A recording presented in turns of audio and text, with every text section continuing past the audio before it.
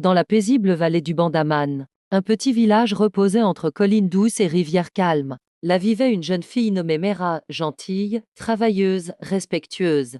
Mais Mera était troublée. Elle se comparait sans cesse aux autres. À Anna, qui gagnait tous les prix. Au fils du voisin, avec ses vélos, chers et ses habits neufs. Même quand d'autres chantaient ou dansaient mieux, elle se sentait inférieure. Petit à petit, sa joie s'estompait. Elle se désintéressa de l'école, des corvées. Elle croyait qu'elle ne serait jamais assez bien.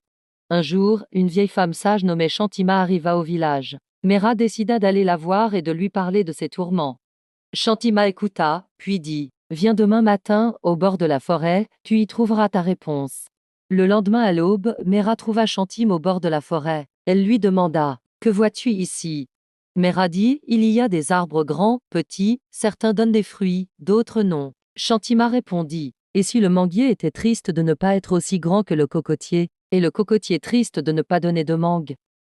Mera sourit, ce serait absurde, chaque arbre a sa valeur. Shantima hocha la tête. Exactement, nous aussi avons chacun notre but. Si toutes les fleurs voulaient briller comme le soleil, qui parfumerait le monde. Elles marchèrent jusqu'à un étang limpide. Quelques poissons nageaient, un oiseau volait au-dessus. Shantima dit « Si les poissons voulaient voler, comme les oiseaux, seraient-ils heureux ?»